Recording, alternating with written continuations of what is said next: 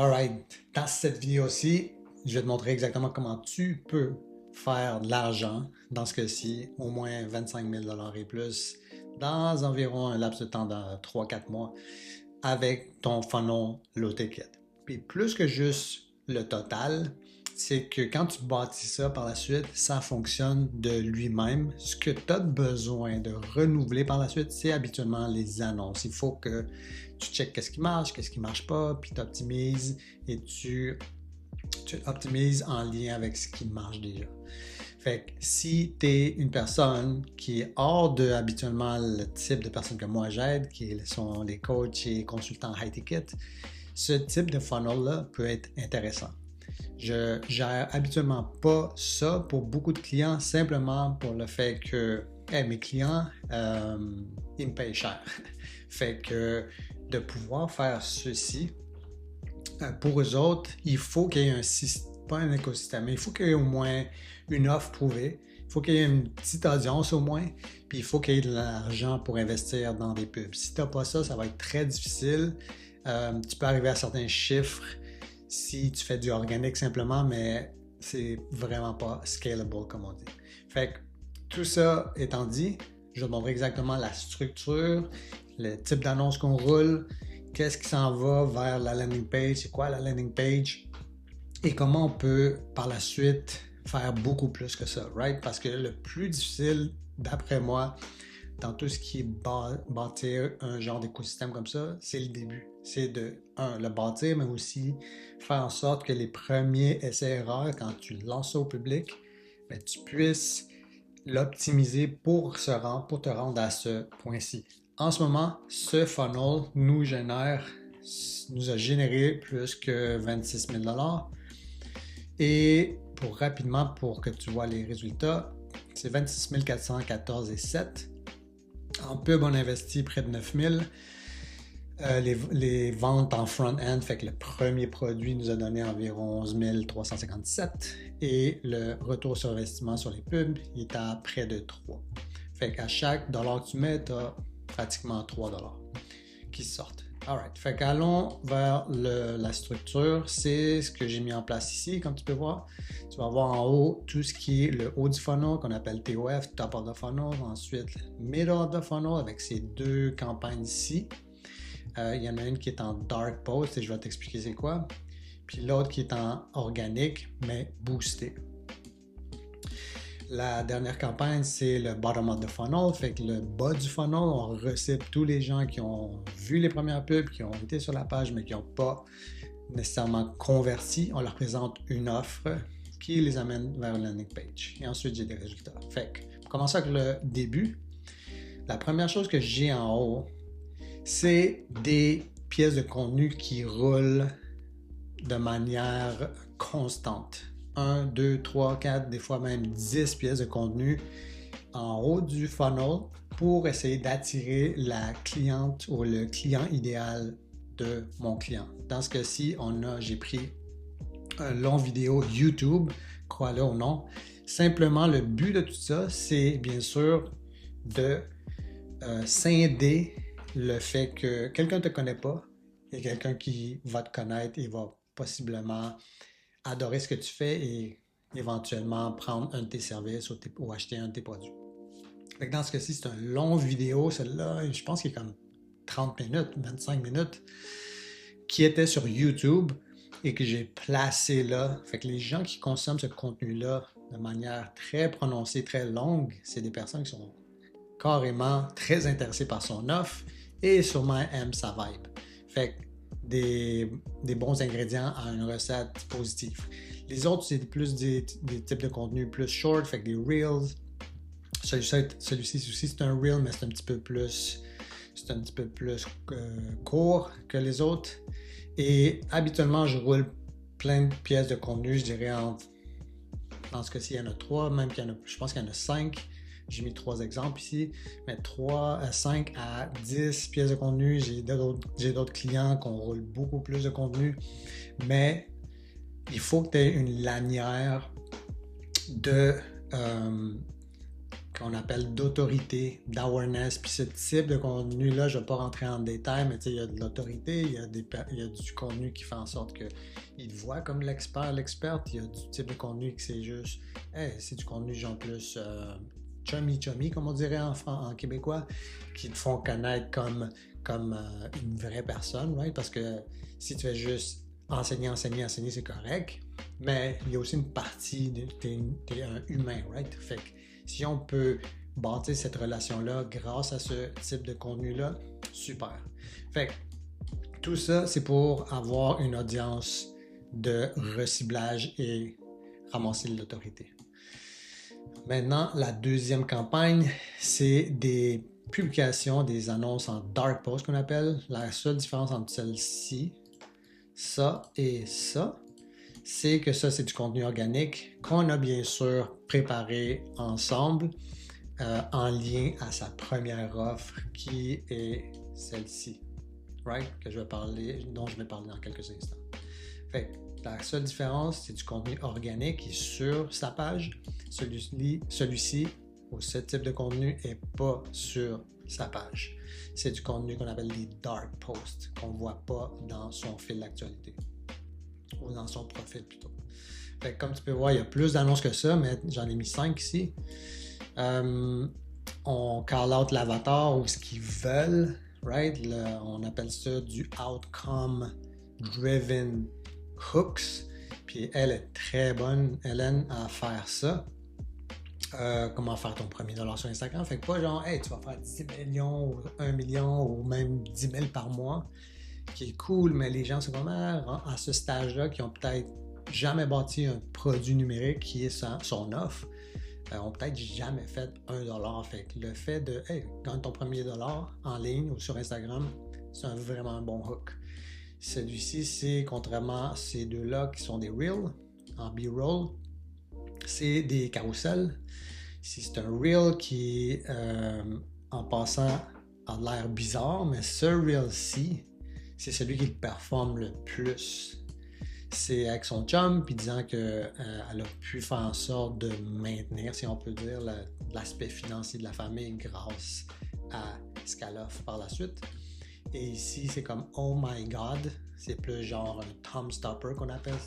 Je veux t'agripper quand tu es dans ton feed en train de scroller, puis je veux que tu arrêtes et que tu écoutes. La même chose, ça envoie tout vers cette page-ci. Je vais juste finir avec le contenu organique qui est similaire. La seule chose, et la raison pourquoi j'ai rajouté ça, c'est que, les gens, quand ils sont sur Instagram et qu'ils voient que c'est du contenu organique, ils commencent à binge-watcher tout le reste, qui est une bonne chose, right? Peut-être qu'ils vont pas cliquer et ils vont pas acheter, mais ils vont se brainwasher eux-mêmes en consommant le reste du contenu. Fait qu'on a 1, 2, puis bien sûr on a plus que ça, mais dans ce cas-ci, si tu vas voir dans son profil, elle a plein de pièces de contenu qui dirigent à une place. Puis je pense que ça, c'est une des choses les plus importantes à savoir, que tu peux pas avoir 10 000 offres. Tu peux avoir peut-être un lead magnet puis ton offre principale, ou ton offre principale puis peut-être du group coaching, mais tu peux pas avoir genre 10 000 offres, t'offres des patates puis des tomates, puis après tu fais genre je sais pas, de la mécanique, ou je sais pas. Il faut que ça soit concis, surtout si tu utilises Instagram pour faire de l'argent. Fait que la même chose ici, fait qu'elle est très bonne dans cette conception de carousel-là ou de contenu-là. En plus, c'est vraiment cool.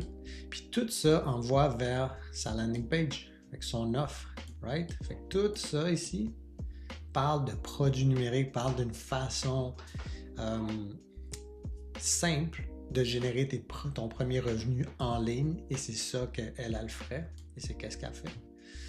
Qui dirige vers cette page-là, qui est une offre qu'elle a en low ticket, qu'on vend à 47$. That's it. Fait que j'ai pas toute la page ici, la landing page. Tu peux aller voir les annonces, tu peux cliquer et tu verras. Mais tout ça pour amener les gens ici, constamment. Sûr qu'il y a des pratiques, des meilleures pratiques. Pas des meilleures, mais je dirais des pratiques qui sont optimale pour une landing page. Je ne vais pas rentrer là-dedans en ce moment, mais sache que ça, c'est sa landing page avec son offre, low ticket. Il y a un checkout qui est ici avec des order bumps. Pour ceux qui ne savent pas c'est quoi des order bumps, c'est simplement, vous avez sûrement déjà vu ça sur des pages de vente, c'est des ajouts qui se font comme à la dernière minute quand les gens sont prêts à payer. Dans ce cas-ci, il y en a 1, 2, 3, il me semble qu'il y en a 3 en ce moment, et les gens cliquent où est-ce qu'il y a la petite flèche qui pointe, ils le rajoutent à leur panier, puis ça fait en sorte de, au lieu de juste faire 47$, right? On fait 47 plus peut-être 27, plus un autre 47, puis ce qui fait en sorte que le panier moyen de vente est agrandi, puis ça fait en sorte que tu pourrais acquérir un client jusqu'à 47$, puis par la suite, tout le reste serait du profit. Fait qu'une erreur que le monde font, puis ce que j'ai un peu dans tout ce qui est genre promotion de low ticket, c'est que ils arrêtent juste au premier produit. Fait que si disons, ça te coûte 55$ générer ce premier client-là, ben, tu es en train de perdre de l'argent. À moins que tu aies un back-end, à moins que tu aies des order bumps comme ça, et bien sûr des upsells comme elle a en ce moment. Fait que dans ce cas-ci, c'est un premier upsell. Elle a un deuxième upsell ici, et elle a un downsell. Fait que les gens qui prennent pas le deuxième upsell, peut-être c'est trop cher, on split le paiement en deux. Ça fait en sorte qu'on récupère des gens puis ils peuvent payer de manière un petit peu plus confortable. Good, fait que ça c'est le funnel. Ça c'est les annonces Meta dans le top, dans le milieu. Et bien sûr, on a une lanière de reciblage ici qu'on appelle le bas du funnel avec un coupon de 30%. Puis ça apparaît seulement quand les gens ont visité la page mais ils n'ont pas acheté. Fait qu'on a utilisé un petit peu le IA, l'image originale c'était celle-ci et celle-là. Celle-là c'est généré avec du IA. Puis les gens qui sont comme ah non le IA, mais c'est drôle parce que tu revois les métriques. Puis celle-ci et celle-là sont quand même très populaires. Même que celle-ci qui ressemble à un genre du Canva, là, genre un modèle Canva, fonctionne bien. Et le Reel, c'est la même chose. Fait que ça envoie les gens vers la landing page, comme tu peux voir ici, avec le code pour leur faire économiser 30%. Puis celle-là, ben, comme tu peux voir, était faite avec le IA, mais quand même très bien. Fait qu'à la fin du compte, que t'aimes le IA ou pas, si ça te fait du cash, why not? Fait qu'en termes de résultats, finalement, si ici on est dans le Ad Manager, c'est les ventes, mais je veux que tu saches que c'est pas la finalité de la chose parce que ce qui est vraiment, et ça c'est quelque chose que les marketeurs que tu vois sur Instagram ou sur YouTube ne montrent pas, c'est qu'ils te montrent le fameux ROAS ici. Mais généralement, ils ne montrent pas ce qui se passe vraiment derrière. Fait que dans ce cas-ci, c'est écrit, oui, le ROAS est à 1,26, qui est différent de ce que j'ai dit ici, right? À 3. Mais c'est à cause que le back-end n'est pas compté là-dedans. Right? Avec le setup qu'on a de tracking en ce moment, le back-end n'est pas tenu en compte. Quand je dis back-end, c'est tout ce qui est order bump, tout ce qui est upsell, downsell, tout ça, tout ce qui est récurrent n'est pas tenu en compte. Fait qu'on est déjà à 1,26 en moyenne sur ces 3 campagnes-là. Et juste une petite note ici, si tu vois le 8,78 par purchase, qui est chaque achat nous coûte 8,78 puis les autres beaucoup plus, c'est que cette campagne-là en haut, c'est du reciblage. Fait qu'il y aurait eu 73 personnes qu'on n'aurait pas été chercher sans ces visuels-là, sans cette campagne-là. Good? Fait qu'important d'avoir ça en place. Fait qu'investi, comme j'ai dit, 8 000, près de 9 000 $. Juste notre offre qu'on appelle de front-end, la première offre à 47, on est déjà dans le positif. Fait que je savais déjà qu'on allait faire de l'argent, puis ça a été avec de l'optimisation, de le copy qu'on appelle, le fameux texte qui est sur la landing page, le headline, c'est de quoi qu'on communique, qu'est-ce qu'on communique. Super important. Puis ça, c'est qu'est-ce qu'il y a dans GHL pour que tu vois que c'est vraiment vrai. Ça rapporte pas juste 11 000, mais c'est tout ce qui vient par la suite, tu te génère quoi, 15 000, 14 000 de plus, là, avec le même budget. Fait que c'est ça qui est important de savoir, c'est qu'il y a un back-end, puis c'est la façon de vraiment faire de l'argent avec un funnel low ticket, c'est d'avoir une ascension et possiblement pour certaines personnes ont un récurrent, par exemple un membership, ou ils peuvent avoir une offre high ticket qui amène les gens vers un appel ou qui est juste plus dispendieuse. Fait que ceci étant dit, voici les résultats. 9 000 en pub meta, un petit peu moins. Vente front-end, comme j'ai dit ici, 11 357. 26 414 et 7 en vente totale pour un retour sur investissement de pub de 2,94. Fait qu'à chaque dollar qu'elle met, elle fait presque 3 dollars généralement depuis qu'on a commencé les pubs. Avec tous les changements, on a dû arrêter à un moment donné puis on a repris. Fait que tout ça, tout confondu, chaque dollar que tu mets, t'en fais 3. Fait que je suis sûr que si tu aurais 10 000, tu pourrais avoir pas loin de 30 000. C'est sûr, quand tu scales habituellement les chiffres, drop un peu, mais tu serais facilement avec cette fonctionnalité-là, avec cette stratégie-là, et tenant compte que tu as un marché assez grand qui est prêt à recevoir ce type de cette quantité de trafic-là, tu pourrais être entre les 2 puis 3 de ROAS, de retour sur investissement, qui est quand même super intéressant. Fait que c'est ce que j'avais aujourd'hui pour toi. Si tu as besoin d'aide à bâtir une stratégie comme ça, c'est sûr que c'est pas gratuit de la manière que moi je travaille, mais regarde, tu peux soit regarder la vidéo encore une fois, puis l'appliquer toi-même, ou avoir quelqu'un comme moi qui t'aide à bâtir tout ça. Comme j'ai dit au début, ce qui est très primordial, c'est il faut que tu aies une petite audience. Tu peux pas partir de zéro. En fait, tu peux partir de zéro, tu vas juste brûler pas mal d'argent parce que tu dois tester des choses.